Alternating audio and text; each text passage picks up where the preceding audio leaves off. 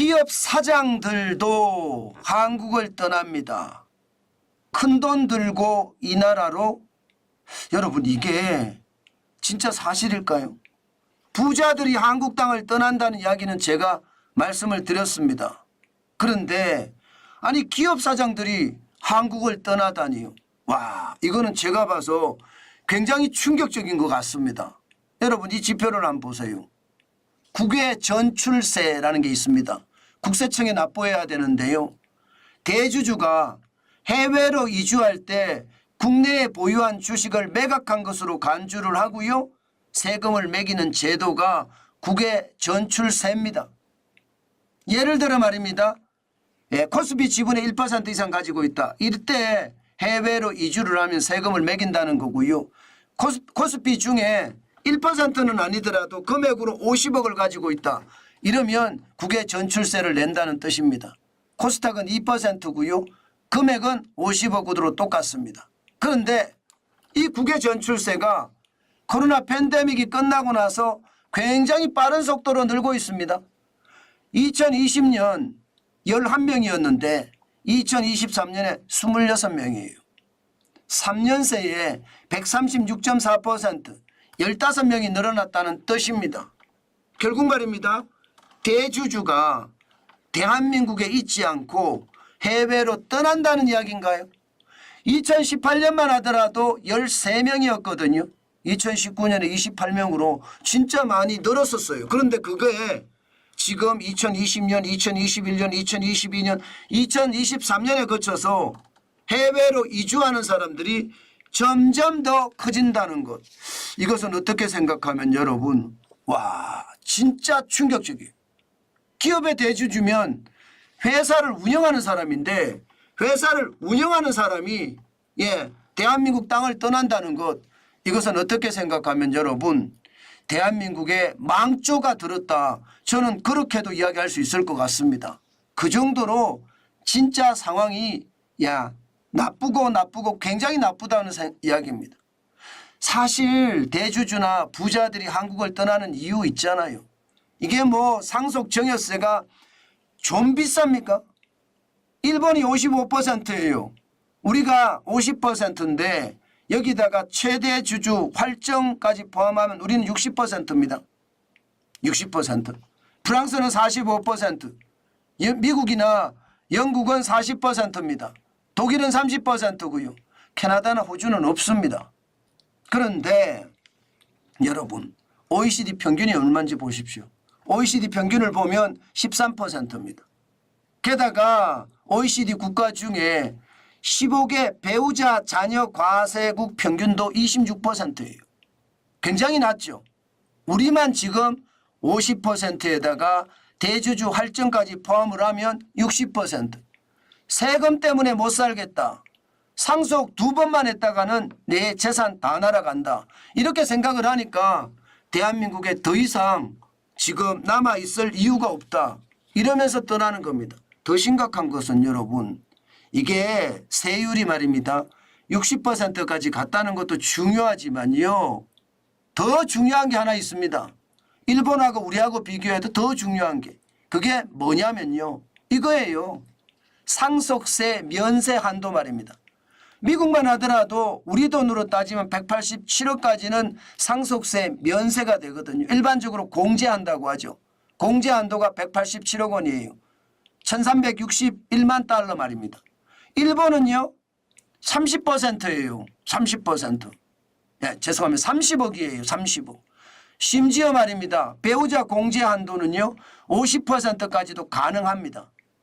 네, 그러니까 50%를 세금을 안 매긴다는 거죠. 대한민국 10억밖에 안 됩니다. 10억. 그러면 10억 이상 있는 부자들 입장에서는 여러분 상속세를 다 낸다는 이야기잖아. 그러면 서울에 웬만한 아파트 한 채면 10억이 넘거든요. 그러면 10억이 넘으면 그 아파트를 자식들한테 물어주려고 그러면 상속세가 나간다는 뜻인가요? 상속세가 장난이 아니란 뜻입니다. 그러니까 말입니다. 너도 나도 떠나는 거예요. 어디로 떠나느냐? 여러분 보시는 것처럼 호주나 캐나다나 이런 데는 상속세가 없으니까 이런 나라로 떠나든가 아니면 미국이 40%이긴 하지만 187억까지는 안 매기니까 공제를 해주니까 미국으로 떠난다든가 이렇게 상속세가 가장 적은 나라로 다 떠나가는 겁니다. 부자들이. 그 정도로 말입니다. 지금 대한민국은 부자들에게는 이 나라 더 이상 진짜로 힘들겠구나 이렇게 생각하는 사람들이 많아졌다는 겁니다. 그래서인지 말입니다. 여러분도 알다시피 세계에서 말입니다. 네 번째로 부자가 순주출되는 나라예요. 대한민국이. 중국이 15,200명으로 가장 많고요. 영국이 브렉시트 이후에 9,500명까지 늘었고요. 인도도 4,300명이 됐습니다. 한국은 1,200명 4위입니다. 전쟁을 겪고 있는 러시아 1,000명보다 많습니다. 문제는 여러분 인구 대비해서 말입니다. 인구 대비해서 실제 100만 달러 이상의 부자가 순유출되는 것으로 보면 대한민국이 전 세계 1등입니다. 전 세계 1등. 인구 대비해서. 중국은 인구가 뭐 13억, 14억 이렇잖아요. 거기에 비하면 대한민국은 5,100만밖에 안 되잖아요. 그중에 1,200명이 떠나는 거예요. 그러니까 부자들이 지금 대한민국을 엑소도스 한다고 이야기할 정도로 많이 떠난다는 뜻입니다. 게다가 이게 떠나는 사람들이 점점 더 늘어납니다. 2020년에 400명이었잖아요. 2023년에 800명, 2024년엔 1200명까지 떠난다는 뜻입니다. 이게 그만큼 말입니다.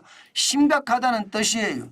부유층이 떠나는 것도 떠나는 거지만 진짜 심각하게 생각할 수 있는 것은요. 이게 대주주들이 떠난다는 사실이에요. 대주주들. 기업이잖아요. 기업가들이 떠난다는 것은 대한민국 미래가 계속해서 쪼그라진다는 이야기거든요. 저는 이런 차원에서 보면 상속세를 완화할 필요가 있습니다. 돈 많은 사람들이 대한민국에 있어야지 대한민국도 투자가 이루어지는 거고 내수가 좋아지는 거예요. 그런데 돈 많은 사람이 대한민국에 없잖아요. 그러면 투자는 누가 하나요? 정부가 계속 하나요? 이게 쉽지 않습니다. 여기에다가 그러면 소비는 누가 하나요? 소비도 쉽지 않습니다. 저는 그래서 부자들이 대한민국을 떠나는 것 이것은 대한민국에게 어쨌든 치명상을 주지 않겠느냐 저는 그런 생각도 해봅니다. 특히 상장사 대주주가 이렇게까지 떠난다는 것은요. 결국 대한민국에 희망이 없다 이렇게 보는 거예요. 이게 상속전여세가 제가 계속 말씀을 드리는데 당연히 낮춰줘야 된다고 생각합니다. 그래야지. 아니 전 세계 평균하고는 좀 비슷해야 될 거 아니에요. 최소한 OECD 평균 뭐 13%까지는 좀 비슷해져야 되는 거 아닌가요? 그래야지 돈 많은 부자들도 대한민국에 남아있는 것 아니겠습니까?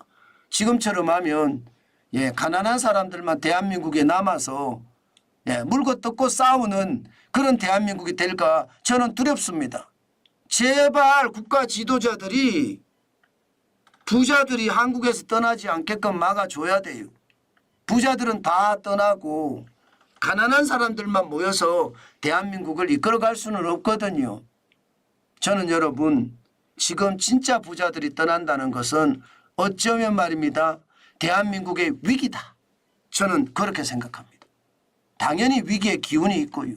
저는 이런 위기의 기운이 결국 말입니다. 뭔가 최악의 상태가 올까 사실은 좀 두려워요. 최악의 상태가 올까. 저는 충분히 또 그럴 수도 있다고 생각을 하거든요. 부자들이 떠난다는 것.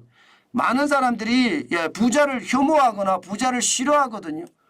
저는 그 자체도 이상하다고 생각합니다. 자본주의 국가에서 부자들이 존경을 받아야 되는 거 저는 당연하다고 생각합니다. 물론 이게 쫄부들 있잖아요. 부모로부터 물려받아서 쫄부를 하는 것, 갑질하는 그런 것은 철저하게 막아야 되겠지만 내가 자수성가해서 벌은 사람들은 우리가 칭찬해 줘야 됩니다. 그래야지 그런 사람들이 말입니다. 돈을 쓸 거 아니에요. 돈을. 그들이 돈을 써야지 대한민국이 좀 더 나아집니다. 그들이 돈을 안 쓰잖아요. 그러면 대한민국은 점점 더 쪼그라들 수밖에 없어요.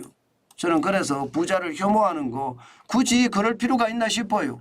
그냥 부자는 부자, 가난한 사람은 가난한 사람, 나는 나 그러면서 열심히 살면 가난한 사람도 부자가 될 수 있다는 거 다시 한번 생각을 하면서 저는 움직였으면 좋겠어요. 그게 합리적인 생각 아닌가요?